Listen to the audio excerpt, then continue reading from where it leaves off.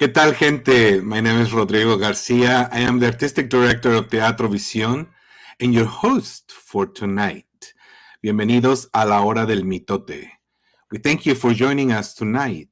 La Hora del Mitote se transmite cada viernes a las 7 de la tarde por nuestra página de Facebook y en nuestro canal de YouTube. We invite you to participate by sending us your questions and comments, and just join us every Friday at 7 p.m. on Facebook and our page on YouTube. I would like to start off by acknowledging that we are guests here on the ancestral homeland of the M.F.A. Ohlone people who continue to live and thrive in our local community today. Me gustaría comenzar reconociendo que somos huéspedes aquí en la tierra ancestral del pueblo M.F.A. Ohlone, que continúa viviendo y prosperando en nuestra comunidad local hoy. Muchísimas gracias por estar con nosotros. Esta noche, como todos los viernes de la Hora del Mitote, tenemos invitados e invitadas muy, muy especiales. Esta noche está conmigo Mónica Rivero y otra invitada especial que ha tenido problemas técnicos, pero se nos va a unir un poquito más tarde, Anita Reyes. Ellas son dos maestras, educadoras de muchos años de experiencia y aparte también son madres de familia. Y esta noche están aquí para que tengamos una conversación acerca de la educación y el teatro. Pero antes de entrar a las preguntas, me gustaría invitar a Mónica Rivero, que nos platique un poquito acerca de ella. Bienvenida, Mónica. Buenas noches. Buenas noches, Rodrigo. Muchas gracias por la invitación. Me da mucho gusto estar aquí. Nunca me puedo negar a nada que me pida el teatro, porque el teatro nos ha dado tanto que estamos infinitamente agradecidos con ustedes. Para decirles un poquito de mí, tell you a little bit about myself. Like Rodrigo said, I am a long-time educator. I think since I was maybe in high school, I wanted to be an educator. I grew up out in the East Bay, and I came out to San José State several years ago. We'll just leave it at that. Several years ago. And I finished my B.A. and I finished my master's there in San José State related to education. I majored in Spanish and I majored in social science. And right out of college, I went straight into teaching. I was like 22 years old. And now I'm going to date myself. About 22 years old, about to turn 23, when I started teaching. Very passionate about it. I wanted to work with my community. I ended up teaching at Milpitas High School, where I'm still currently teaching, nearing my 20th year teaching at Milpitas High School. About 20% population of Latino, not as big of a Latino population as I would have wanted to when I got out of college, but it's been an incredible community to work with there. The whole community, and specifically being able to connect with our Latinos there on campus. I teach Spanish at Milpitas High. I've taught, introductory levels. I've taught heritage speakers classes, and I'm currently teaching a introductory level still, and then a Spanish AP and language literature. And like you mentioned, soy mamá, ¿verdad? Tengo mis 3 pequeñitos, que no son ya tan pequeñitos, ya 2 ya me dejaron, ya estoy yo allí chaparrita con ellos. Ya nomás me queda un chiquitín de como 9 años, but I have 2 high school kids, and I have my little guy who's in elementary school. So I'm a teacher, I would probably say 24 hours of the day, right? I leave the school. Now I have the school here with me, and then I come home and I've still got to help my kids with their schooling in the afternoon. So I cannot escape education, and that's okay. I love it. I'm passionate about it. And I'm a teatro mom also, so I'm very proud about that as well. Yes, right. My daughter, who is 15, she's been involved with Teatro Vision since she's been like in 4th grade, I want to say. Maybe even, 4th grade. She started with the youth classes with Maestro Mateo, who used to teach them, and Hugo Wadu, phenomenal teachers. That's where she started with.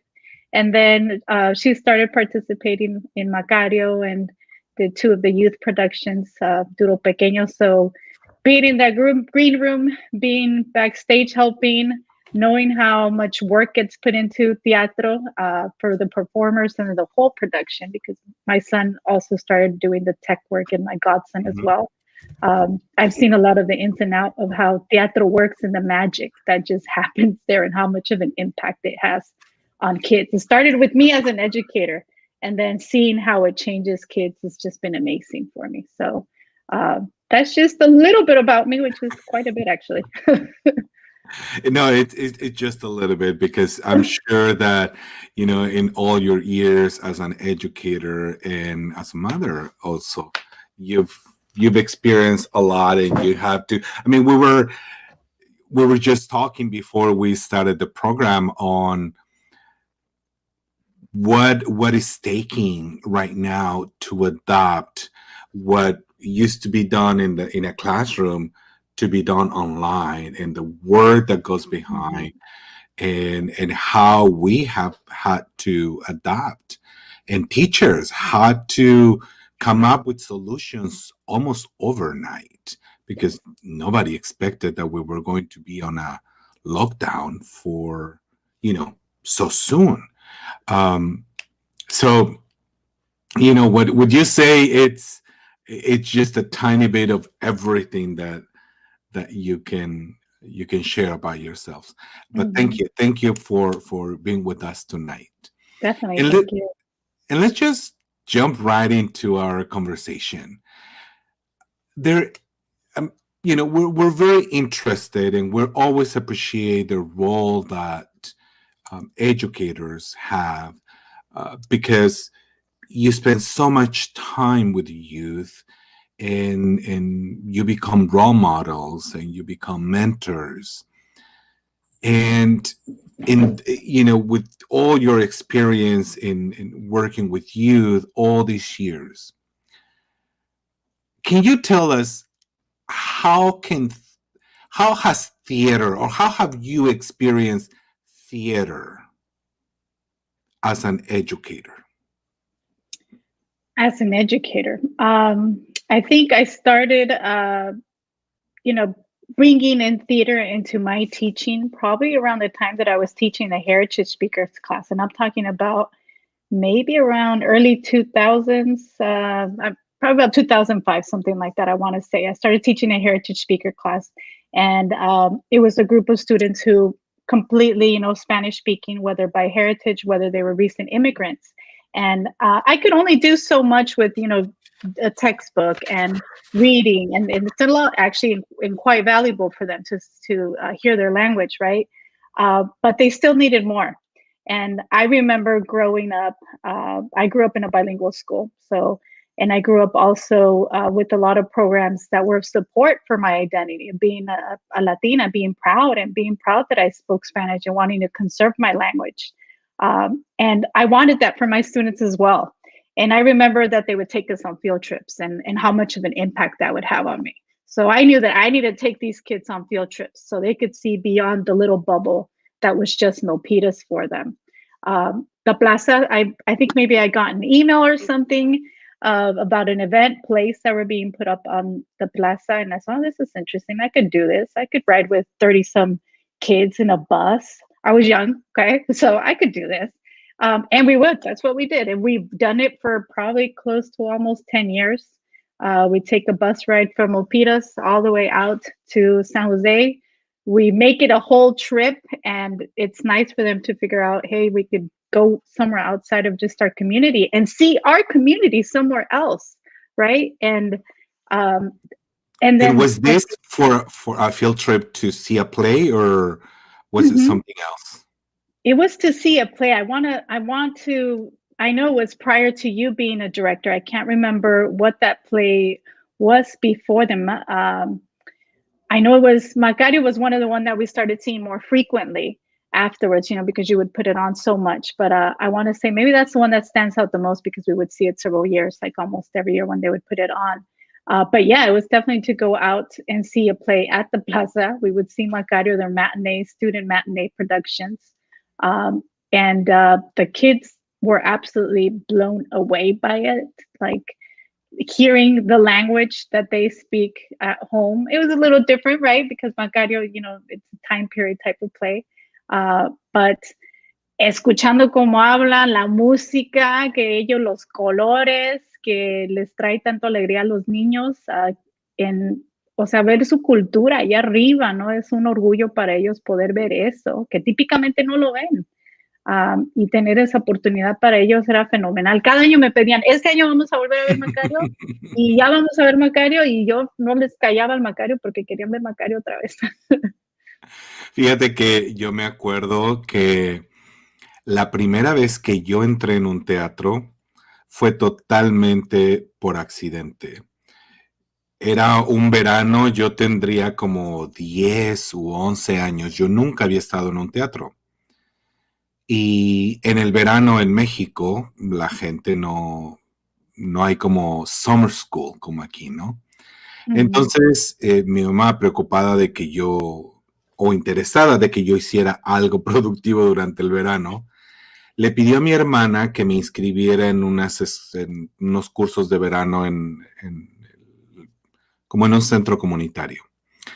Mi hermana me lleva a un centro comunitario y empezamos a caminar buscando la oficina. Llegamos a la entrada del teatro, pero no sabíamos qué es lo que era. Y entonces mi hermana vio y decía que era entrada gratis. Y entramos. Para mí fue entrar en otro mundo. O sea, yo no sabía por qué la gente estaba reunida en ese lugar, no sabía qué esperar. Pero bueno, finalmente nos sentamos, se apagó la luz y empezó, y era El Hombre de la Mancha, el musical de El Hombre de la Mancha. Y para mí fue algo que yo no podía creer lo maravilloso que era. Y sentía así como, haz de cuenta, que una fuerza que me jalaba para no perder detalle de lo que estaba pasando. Y eso se me quedó muy, muy grabado siempre. Y ahora que ya tengo la oportunidad de hacer teatro, siempre pienso en cuántos niños como yo están viviendo esa experiencia por primera vez, y esa maravilla, esa experiencia de no sé qué es lo que va a pasar, y la expectativa de qué es lo que sigue, y de repente ver cómo todas estas piezas se juntan, las luces, el sonido, los actores, los cambios de escenario, de vestuario, o sea, todo esto, y te crean un mundo donde te metes, ¿no? Y pienso siempre en eso, siempre pienso en cuántos Rodrigos estarán sentados ahorita experimentando eso. Y yo me acuerdo mucho del impacto que tuvo y cómo cambió mi vida.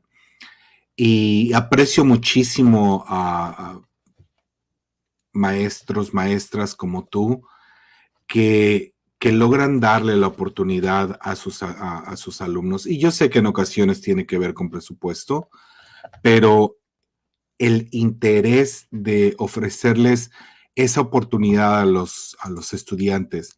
Y ahora en este contexto donde es una cuestión cultural y de identidad cultural, lo poderoso que es que estos estudiantes pueden ver cosas que entienden y que se relacionan, y no nada más es entender porque está en español, pero es entender porque es parte de una cultura, que no necesitas explicarlo, que tú sabes lo que es porque tu abuela lo hace o tu madre lo hace, no, estos códigos culturales que tenemos.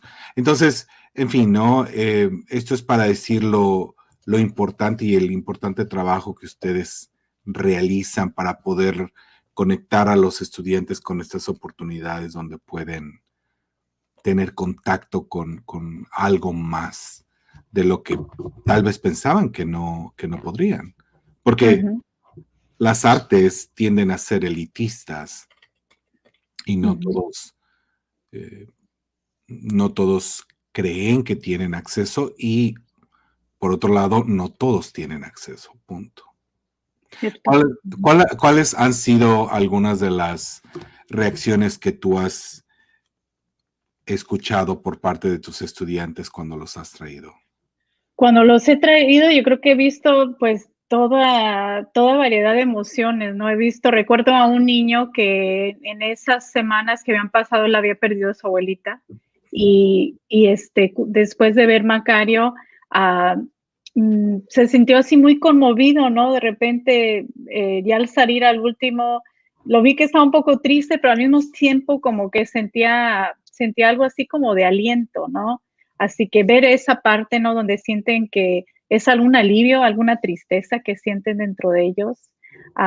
He visto completamente una felicidad, o sea, que salen aplaudiendo y quieren más y invitan al abuelito y a la tía para que vengan otra noche y se los traen porque quieren compartirlo con todo el mundo, porque fue una experiencia, como dices tú, que siente que los cambió y quieren compartir ese sentimiento con otra persona, ¿no? A muchos estudiantes los he visto volver, porque también vuelven los estudiantes de la universidad, ¿no? Y se van a San José City, se van a Dianza de repente, y vuelven a los matines de college nights that you guys have. And then I see them again. I'm like, I had to come back and see it. I love this. So it just leaves a mark on them. It's phenomenal. It is amazing. It is amazing. It's it's very validating of the work that we as theater makers do, because theater, at least from our perspective, should not be only for entertaining purposes, but it should inspire people to to go beyond of just being a passive spectator and take action, do something to make this a better world.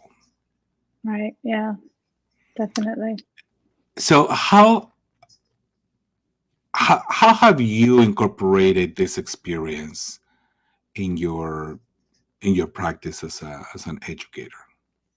So thinking back, because you typically have that October play, that's the one I typically would take my kids to, and it fits perfectly. I use it with my AP Lang students. So I have like a Dia de los Muertos unit that I go with them.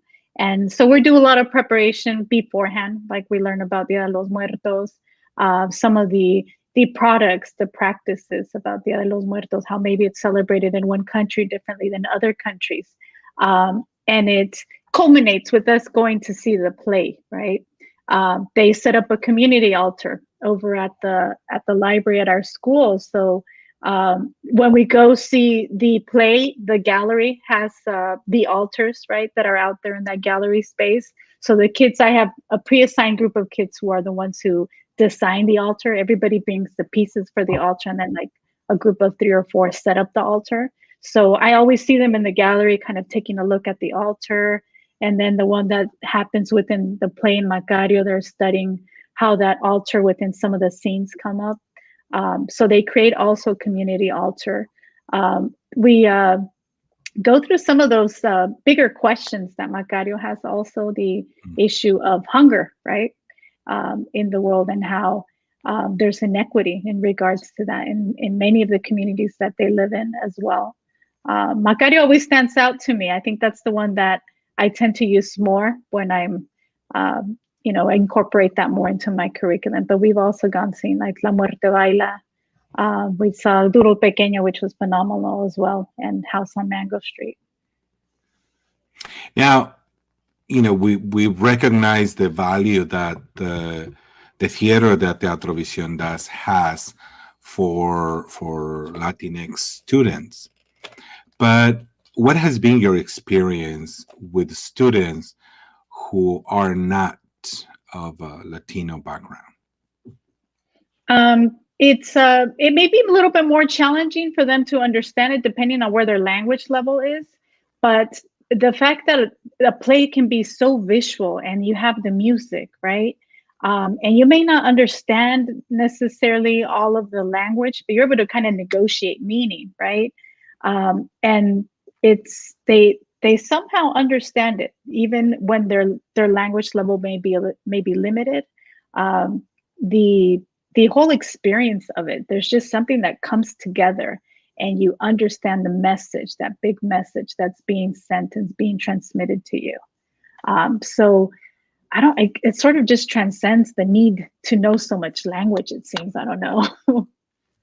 And this universal values, right? Mm-hmm. I mean, when you see Macario, when you understand what the needs of him and his family were, it's not exclusive of, of Macario as a Mexican Indian, but you can understand and you can relate to the desire to get something that you cannot have, and what it might feel when you have it, and what it might feel losing it, So it becomes more universal than just the experience of Dia de los Muertos. That it like you said, there are bigger themes that are present that, regardless of your cultural background, you can relate.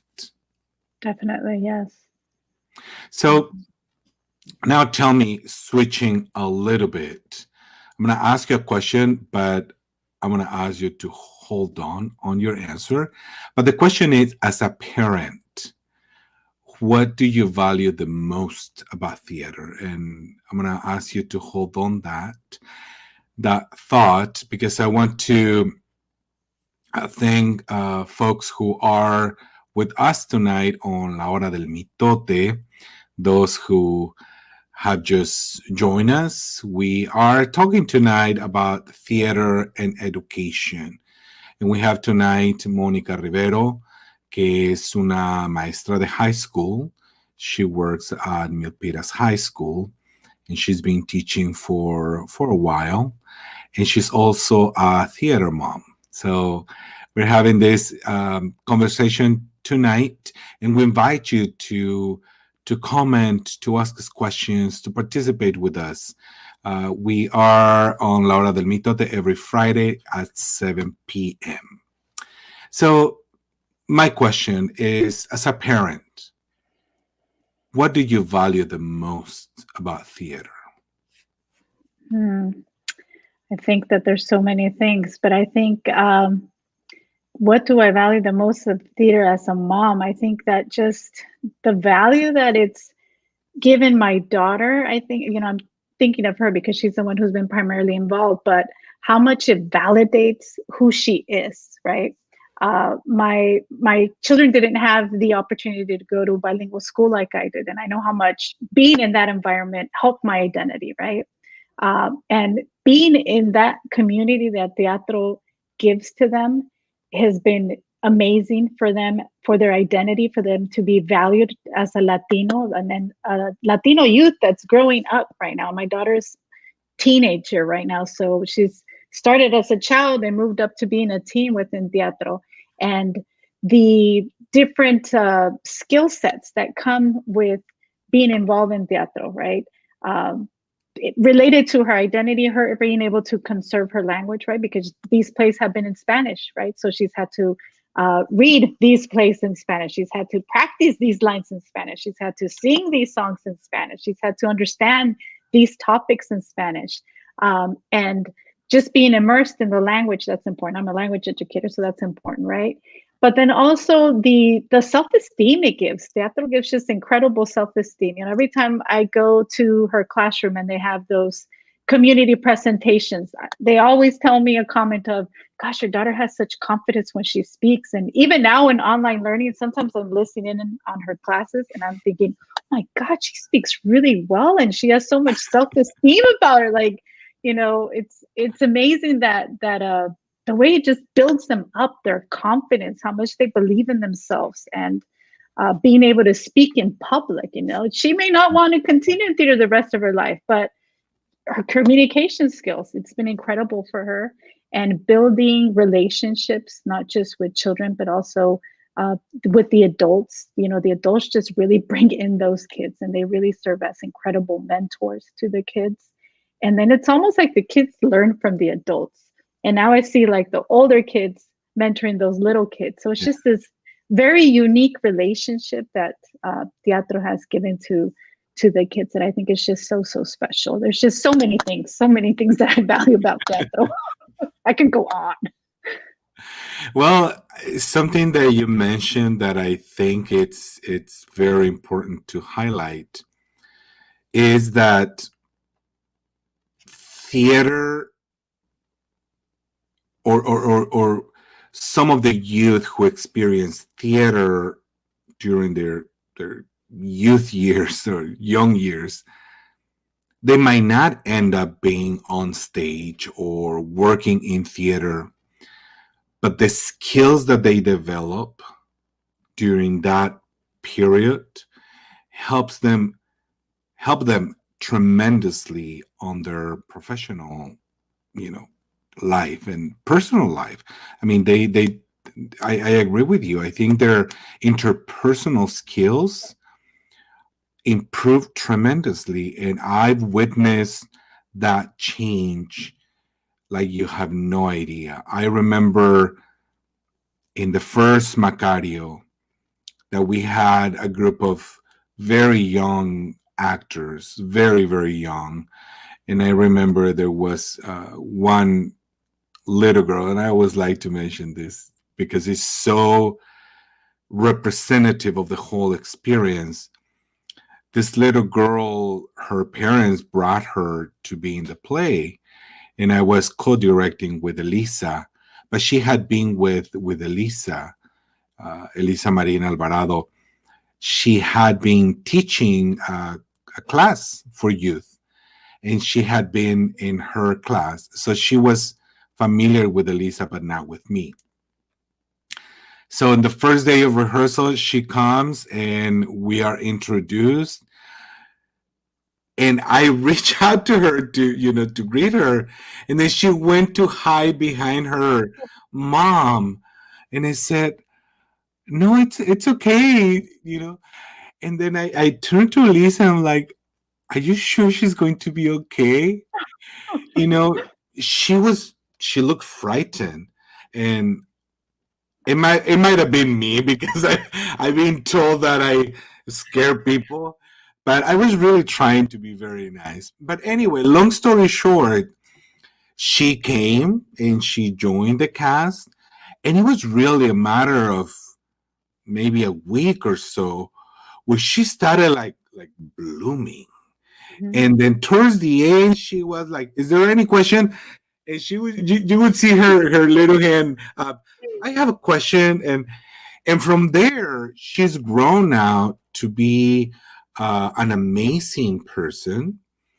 And again, that just speaks to the whole experience. I mean, I've witnessed also the growth of Jasmine from because she started with us also very young, and now her presence. I mean, for me, when I was directing Macario just in 2019, just looking at Jasmine and seeing the young woman that she's becoming is just amazing. It's just Mhm. amazing. And I just had her on a reading not too long ago, and seeing that confidence and that um cómo se desenvuelven. Mhm. It's just amazing. It's just amazing. So yeah. Hey, thank you for sharing that as a parent. And we have one comment from Lulu Andrades. She's referring to you as the best teacher ever, and we couldn't agree more. Thank you. Lulu, you should have joined us with for Yeah. this conversation because you also have your part. Um, so now let's talk about current times. How has been your experience this past year, both Oof. as an educator and as a parent? Wow. Probably I would say like a roller coaster, right? It's going to go on a year, right? For us, it was Friday the 13th, I believe. I'll remember that March 13th when we started. Um, and maybe a few weeks before it started, I felt like it was coming. So the kids started seeing me putting away things in my desk and preparing myself, because I'm a planner and I'm an organizer. So I started thinking things are going to go this way. So, and as much as I'm a planner and an organizer, it has been very, very difficult. And I can't tell you how much, like I said, I've been teaching for about 20 years, and the way that I teach, I like to build community in my classroom with my kids. Nos volvemos una familia, tenemos el intercambio de familias de Navidad, tenemos la tamaleada, tenemos la rosca, o sea, como que tenemos una familia latina ahí en mis salones, okay? So, knowing that I was going to just see them on the screen, that was difficult. And I think for my students too, the ones in the spring, because we become so close to each other. So I think, that from March until May, it was kind of like survival, trying to adapt, figuring out technology I wanted to use. Thankfully, I'm pretty technology inclined, and even so, it's difficult, right? Starting the year in full distance learning in August, that was very difficult. You constantly hear pivot, right? We had to change and adapt. And I feel like it's almost like on a daily basis. You mentioned that we have to plan and think ahead. And sometimes it's in the moment when you're in that Zoom call and you have a kid. And I'm telling you this, like, from within this month, it seems, when things have gotten bad with the pandemic, where you have a private DM or an email or a comment on our portal that we use. I'm not going to be able to finish my work. My grandfather's in a coma, and I'm telling you actual situations, right? My mom is tested positive for COVID, or I'm not going to be able to make it. I'm really feeling like my mental state is not there. And the kids are struggling. It's very difficult for them, and I feel for that. I have the advantage that I'm a mom, so I can understand where they're coming from in many ways.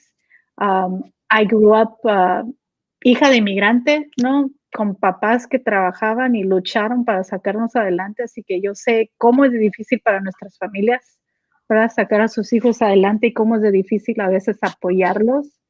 Y cuando le añades ese otro elemento de tanta tecnología, es difícil para nuestras familias. Así que it's a lot to manage as a teacher, to be able to still connect with your kids and support them from a distance. It can be very frustrating. And then I also have to take care of my own. I have my little classroom going on back here for my 4th grader. We share our office space together. Sometimes it works out, sometimes it doesn't work out, but we make the most out of it. But it's difficult to manage being a teacher and taking care of your kids at home as well.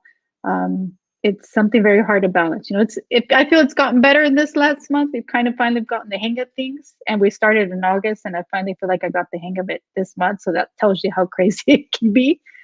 But it could change, like, from day to day. Sometimes there's just that one day of the week where you're absolutely just tired. And there are so many things changing every day. I mean, one day we were thinking that things were okay, and the next day we're like, no, it's getting worse, and then it's getting worse, and then we have to be in a lockdown. And we thought it was going to be 2 weeks, and then a month, and then 3 months, and then indefinitely. Yeah. And I can definitely, I mean, I'm not a teacher, and I don't know what you all had to go through in order to adapt everything that you were doing in a classroom to bring it into a smaller screen. I'm sure there is a lot of work that has to be there. But something that I really admire is you're still a person. You're still a human being, and you still have to bring your energy to motivate all these youth who are going through all this, on top of everything that you are already going through on your personal life. But I have deep appreciation for the work that you all do as educators, because sometimes para unos jóvenes, to see you, it's the only hope that they have. It's the only person that they really trust, and not being able to be in the same place, and having to be always almost under surveillance because everybody's always watching. It can be tough, and it's no surprise that a lot of youth are struggling with depression and you know other mental health issues, because it's being tough on us an adult, you know, for youth, for younger folks. It's definitely a tough situation, and on top of that, we live in a society that values how much you have done. And if you don't do enough, then you're not good enough. And, we carry with that, and youth know it. No matter how much we tell them, don't worry, it's okay, take it easy. They know that the society is so built into how much you're able to accomplish, and put your value on how much you're able to accomplish, on this meritocracia that only the strongest survives. And that's something to consider and to think about our youth, on how we can support them in a way that is empowering, and not based on how much have you been able to do in a day or not. Yeah, definitely. I remember that, when we were doing because of the pandemic, we had to cancel the production of Esperanza Rising. But we said we need to do something for the youth, because they were expecting it. And we cannot just shut down and say we won't be able to do it. And we jump right away, the following week, we jump into these online sessions. And for me personally, it was very rewarding to see that the youth were willing to take ownership of that space, that they knew it was theirs. And it was fantastic to see them, participate and get excited, and get excited about collaborating and doing their smaller projects with other youth. It was a fantastic experience. Unfortunately, we were not able to continue it because it was not possible. But we continue now to explore other opportunities for youth to still be engaged and forget about, you have to get an A or a 10. I don't know what grades you folks use, but it's more about like, just come and be yourself. That's all we want you to do. Yeah, I think that's really important. They need an outlet, like you say, just to be yourself and be able to bring out their creativity right now, especially right now. Definitely. And be valued by that, right? Something that it's so innate, and they have it. Every person is creative. We just need to feel comfortable to unleash that creativity. But yes, totally. So, as an educator, what advice would you have for parents who are, what we talked about, who are struggling as well in trying to manage everything that is going on, their issues with their jobs, some losing their jobs, dealing with getting sick as well, with having family members sick. What advice can you give them in regards to their kids, or their hijos and hijas? That's a tough situation to be in. So I definitely feel for families who are out there and feeling that right now, that are living through those difficult times. Like I said, I have them within my classrooms right now.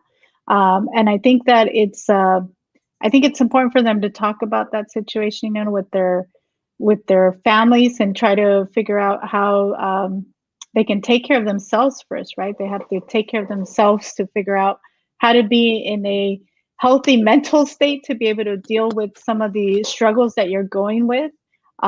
If it's a student who is much older, like some of our high school kids, parents can have a conversation with their child and they say, and have them ask them, hay una maestra con quien tú sientes que puedes platicar, ¿no? Para que esa maestra sepa que la estamos pasando mal ahorita y necesitamos un poquito de apoyo. No es que seas un estudiante terrible, es que ahorita, papi, pues no, ahorita no hay cabeza, ¿no? Para hacer tareas porque estamos preocupados por otra cosa, ¿no? But reaching out to their student and really letting them know that they can reach out to adults that they trust within our school communities, whether it's a teacher, whether it's a counselor, whether it's a Latino liaison. Many of our campuses have Latino liaisons that parents can reach out to for services. And many of them, a lot of our schools are becoming right now, because of the pandemic, are becoming almost like, I don't want to call them community centers, but community areas where you have information, right? They're giving out lunches for kids. Since the pandemic started, throughout the summer breaks, they give kids enough food for during the breaks as well. In many of our districts, they offer the technology if a student doesn't have a computer, a device, or if they need a hotspot. Some of them also have information on other resources. Some of the schools have COVID testing areas that families can be aware of, right? Or they have food banks that are coming to some of their schools within their district to distribute to families. Or they may have connections with organizations, right? So if there's a need, it's really important for them to reach out to an adult on the campus that maybe they trust, and that person can direct them maybe to somewhere that support can be given to those families. And also for the teachers to know, right? I have like close to 170 students in my caseload of students, right? So as much as I try my best to learn about every single one of my students, and I was telling them today, I only see like a 1 inch by 1 inch little picture of them, right? For the ones that turn on their camera, right? But it's so difficult to know them, right? So really be brave and remind their students to try to get to know that adult, even if it's in this online setting, because they're an extra support system for them through this very difficult times. I would say that the majority of us teachers, if not, all of us, we want to help our students. We want them to be well right now. Like you said, we care about what we do. We show up every day with a lot of care and wanting them to be safe, wanting them to be healthy and their families to be healthy. We worry about them.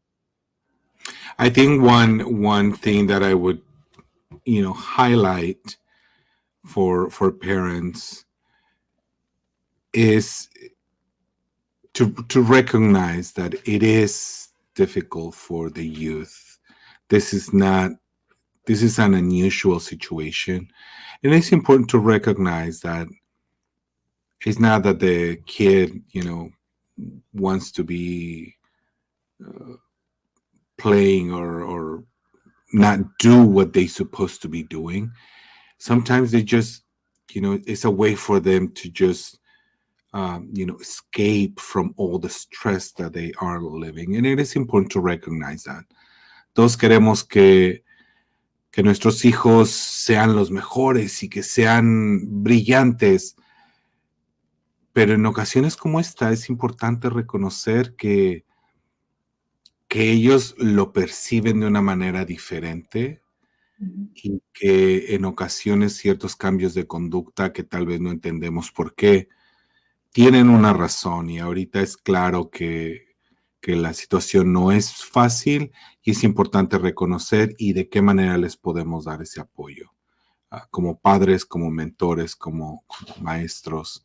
Es importante no olvidarnos, si ese es mi gato, no olvidarnos de la importancia de estar presentes y no confiarnos solamente de que, bueno, mi hijo está viendo se está tomando su clase todos los días y ya. Primero era dejarlo en el cuidado infantil y ahora es dejarlo enfrente de la computadora. Es importante, to check in with them, to see how they're doing, how they're feeling, and validate those feelings. Definitely true. I know I see that with my own kids, my teens, even though in many ways they can be very independent. Ahí estoy yo de encimosa, no? I barge into the room and checking in and seeing how they're doing, because it's so hard for them to be in front of the screen for so long in the day. When they're teens, they're used to these interactions, these experiences that are very unique, right? When you're in high school, they're just these rite of passages, if we want to call them that occur during high school, that they're not having. And they're having different experiences, right? And their different experiences are going to build a different type of character, a different type of resiliency in them.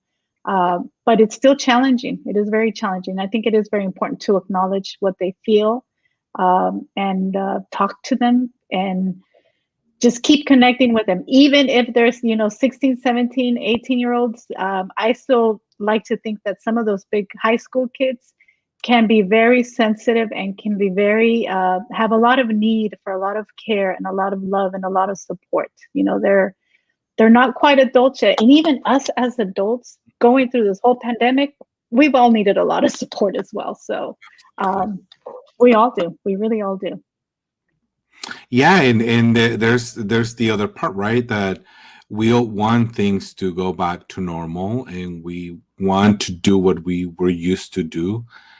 However, there are things that are outside of our control, and we also need to trust that, those who are making the decisions in regards of healthcare policies, not healthcare policies, public health policies, they're doing it because they recognize that right now it's still not safe to go back to the way we were before, and it is frustrating. It's not what we would have liked, but we also need to trust that there is a reason behind it, and that reason is to keep us safe. And, to be able to negotiate all of this, it's difficult, but I think something important is also to be reminded that while not all of us are experiencing this in the same way, we can all relate in a sense that we all know that it's been difficult.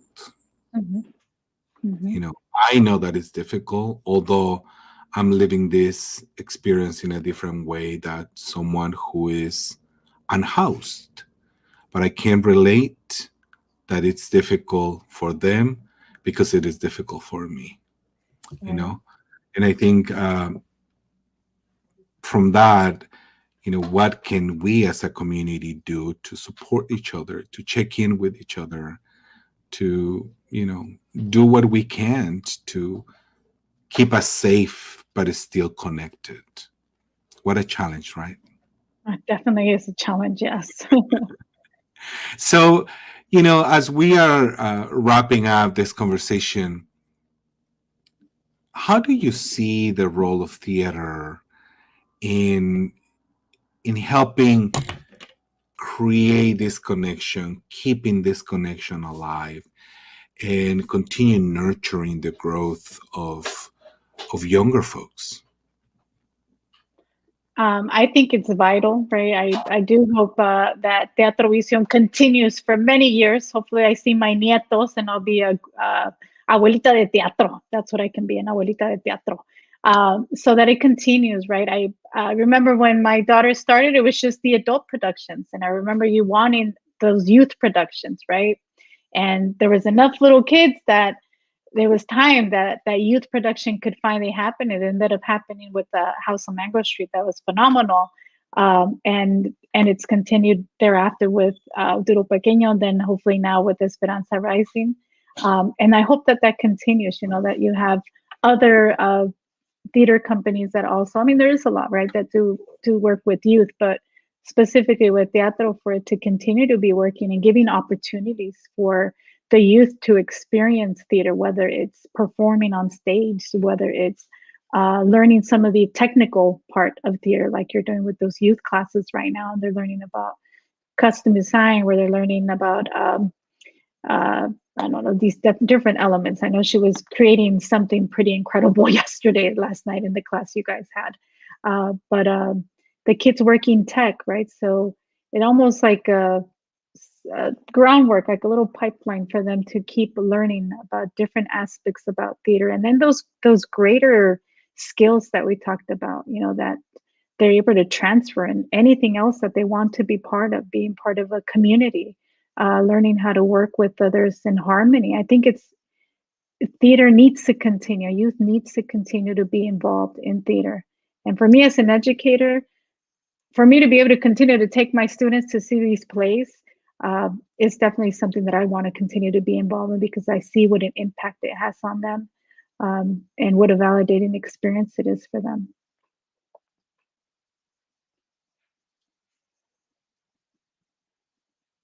Uy, te perdí, Rodrigo, andas en mute. Thank you. We were very excited. Thank you. We were very excited about this introduction to technical theater, because, like you said, we want to create some kind of pipeline for the youth to learn and expand their toolbox in terms of their skills, to still use theater as a tool or as a way to continue nurturing their skills, and to also see that theater is more than just being on stage.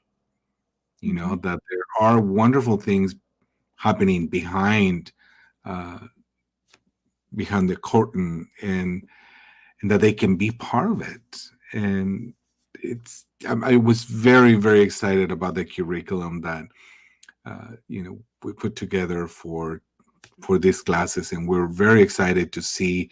We're always counting like how many youth have registered, because we don't know, and we understand that there are different circumstances of why some can and some cannot.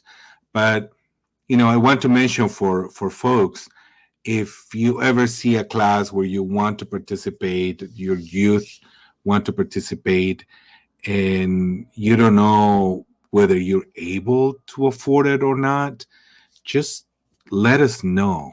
We always try to make room for every individual who wants to do it. So that's just my little announcement there, but we're really looking forward to that. And we're really looking forward to Esperanza Rising. Mm-hmm. We had a little scare this week that we thought we were not going to be able to do it, for licensing issues, but we are. So that's why you didn't hear about it when it was happening. So we're very happy, and we're looking forward to Esperanza Rising, that this year is going to be similar to what we did on La Muerte Baila. It's going to be recorded, and it's going to be without an audience. But the advantage is that people close and far will be able to enjoy the production.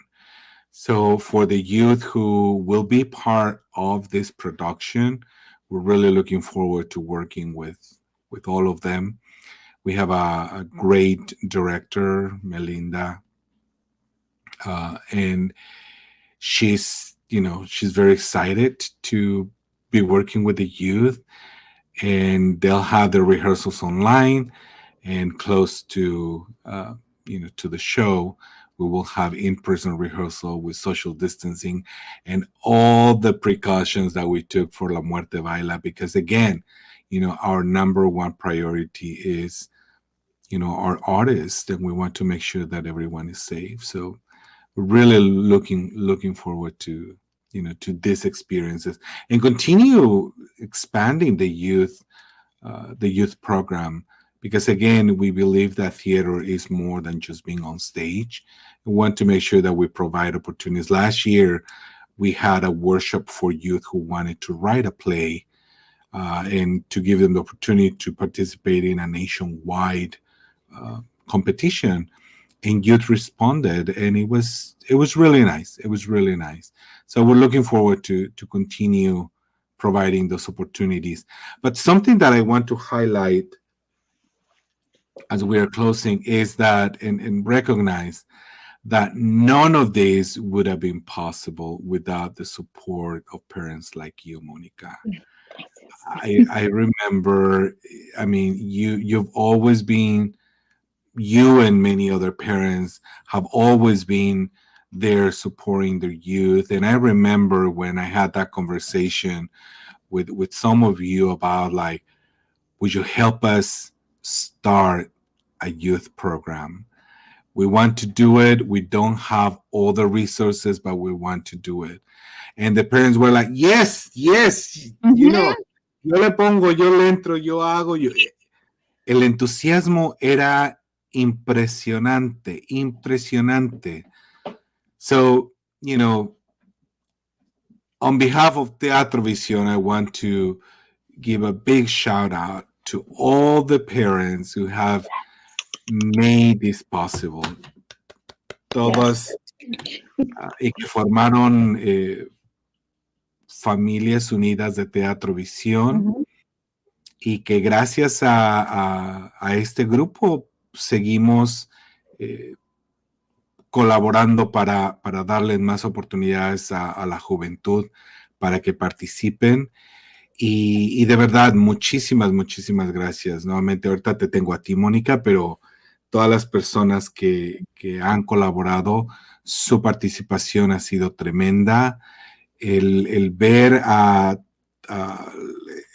estos padres y madres de familia dedicar el tiempo de estar en el green room porque tenían que hacer algún tipo de tarea y saber que lo estaban haciendo no solamente para sus hijos, sino para toda una comunidad, es impresionante y es muy valioso. Y yo personalmente estoy muy agradecido y todos los que integramos Teatro Vision estamos muy agradecidos. Así que muchísimas gracias, Mónica, y muchísimas gracias a todos los integrantes de Familias Unidas de Teatro Vision. Lulu nos dice, Teatro Vision has been impressionable on us as parents just as much as our kiddos. Besos y abrazos. Muchísimas gracias. Marisa, que es una de nuestras estrellas jóvenes, Marisa Torres, from braiding our hair to buying us food, you always have our bags.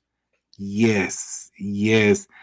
Thank you, Marisa. Thank you. And I know that your appreciation here tonight reflects the appreciation of all the youth who have been doing theater and have had their parents and the parents of their friends helping them with quick changes, with food, with it's just so amazing. It's just so amazing. Diane always says, "Oh, I can do anything. I have the parents, and you know they're on my side." So definitely, thank you so much.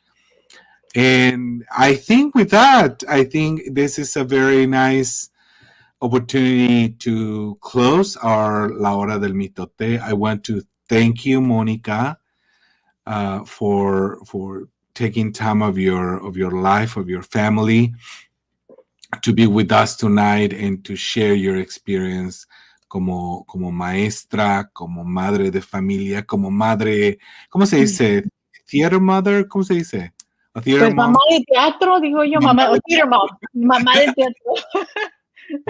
No, gracias a ti, Rodrigo. Como te dije al principio, lo que ustedes pidan no se te les puede negar. Diane, we have your back. That's the truth, always. But yeah, you guys have given us so much. Like Lulu said, it's left an impression on us as parents. I think it shaped us as parents. It has shaped us as educators. And I bring the food. Typically, Lulu does the best braids. So for those kids, if you come into theater, ask for Miss Lulu. She does the best braids. Lulu, ya sabes, un abrazo con mucho cariño. Y a todas las demás mamás y papás que están ahí siempre, muchísimas gracias. Tenemos mucho agradecimiento por ustedes. Muchísimas gracias.